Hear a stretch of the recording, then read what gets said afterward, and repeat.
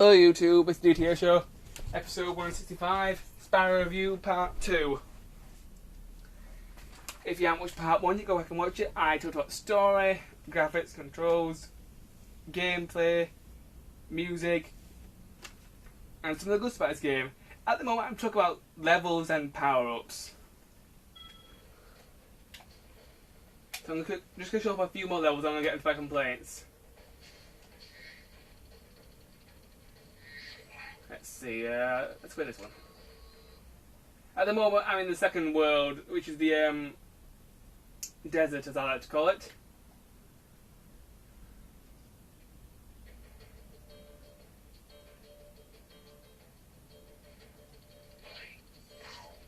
Throughout the game you will see this weird enemy called the thief and you'll go, nah nah nah nah nah. It's one of the most annoying enemies in the game, but if you manage to find a thief, they look basically like a blue statue. And if you manage to catch them, you can get a dragon egg. They aren't too difficult to catch, but they can still be really annoying. Best thing to do is just to keep charging after them and just learn the track and you'll catch them.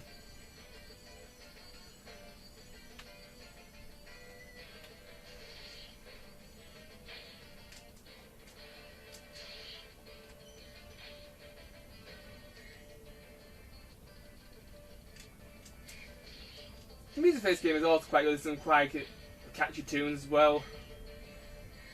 It's got a very nice beat to it.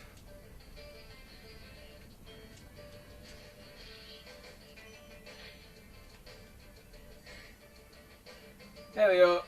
What happened there was I managed to collect enough orbs to get them alive. So if you collecting orbs is worth it as well, but you only get orbs from enemies you've killed before. And sometimes you can actually get butterflies from enemies you killed before, but most time it will be orbs. Ah! Looks like I managed to find a thief out. Try and show how hard it is to catch these little things. This is a thief. It's a stereotypical little guy in a turban. There you go. Normally a dragon egg will pop out of that, but I've already collected pretty much everything in this game.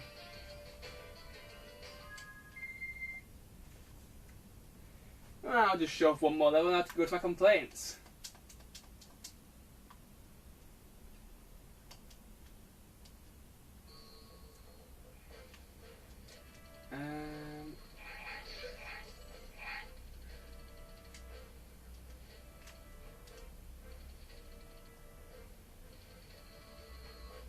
Let's go to the ice cavern. That's a pretty good level. The load times aren't too long for this game. It's pretty fast paced as far as loading is concerned. And this is one of the very first games released of PS1, so it's quite impressive as far as load time is concerned.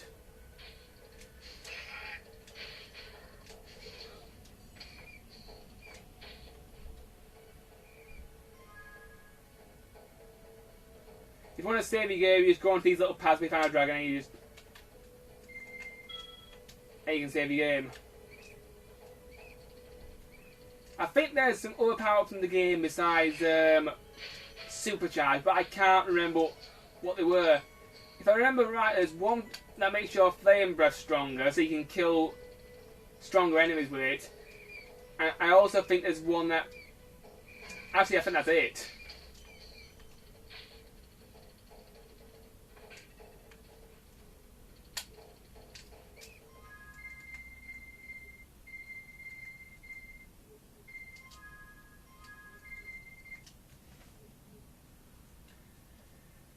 Anyway YouTube, I think I've shown off enough gameplay, I've shown off a boss, I've shown off a speedway, and I've shown off a few levels. I've basically run out of stuff to talk about as far as good things concerned. Now let's go to my complaints.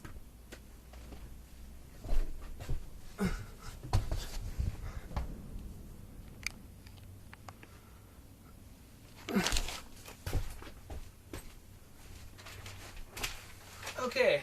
Now my complaints about Spyro 1. I don't really have that many complaints, but the complaints I have are quite big ones. Complaint number one, the camera at times can be a little bit dodgy.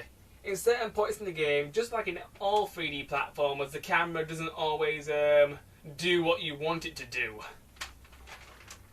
And that's a complaint I have with all 3D platforms. The camera is never perfect, and it probably never will be. The second complaint I have is a control issue. It's the hover ability. There's no hover ability in Spyro 1.